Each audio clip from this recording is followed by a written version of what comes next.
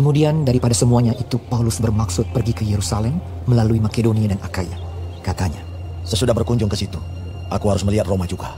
Lalu ia menyuruh 2 orang pembantunya, yaitu Timotius dan Erastus, mendahuluinya ke Makedonia. Tetapi ia sendiri tinggal beberapa lama lagi di Asia. Kira-kira pada waktu itu timbul huru-hara besar mengenai jalan Tuhan.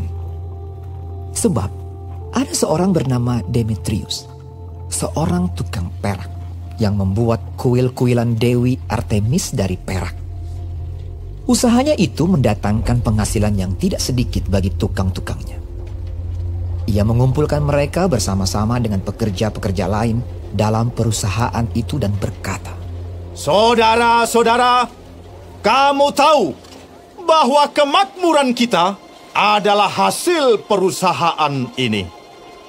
Sekarang kamu sendiri melihat dan mendengar bagaimana Paulus bukan saja di Efesus, tetapi juga hampir di seluruh Asia telah membujuk dan menyesatkan banyak orang dengan mengatakan bahwa apa yang dibuat oleh tangan manusia bukanlah dewa. Dengan jalan demikian, bukan saja perusahaan kita berada dalam bahaya untuk dihina orang, tetapi juga kuil Artemis, Dewi besar itu, berada dalam bahaya akan kehilangan artinya. Dan Artemis sendiri, Artemis yang disembah oleh seluruh Asia dan seluruh dunia yang beradab, akan kehilangan kebesarannya." Mendengar itu, meluaplah amarah mereka. Lalu mereka berteriak-teriak. Katanya, "Bersalah Artemis, Dewi orang Efesus!" Seluruh kota menjadi kacau dan mereka ramai-ramai membanjiri gedung kesenian serta menyeret Gaius dan Aristarkus, keduanya orang Makedonia dan teman seperjalanan Paulus.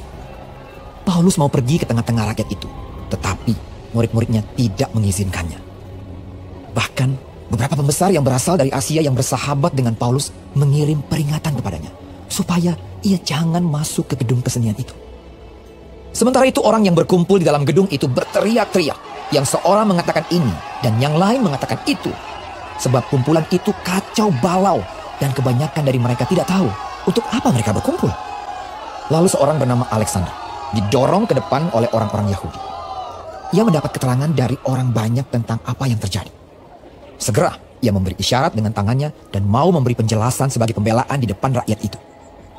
Tetapi ketika mereka tahu bahwa ia adalah orang Yahudi, berteriaklah mereka bersama-sama kira-kira 2 jam lamanya. "Bersalah Artemis, Dewi orang Efesus!" Akan tetapi panitera kota menenangkan orang banyak itu dan berkata, "Hai orang Efesus, siapakah di dunia ini yang tidak tahu bahwa kota Efesuslah yang memelihara baik kuil Dewi Artemis yang maha besar, maupun patungnya yang turun dari langit?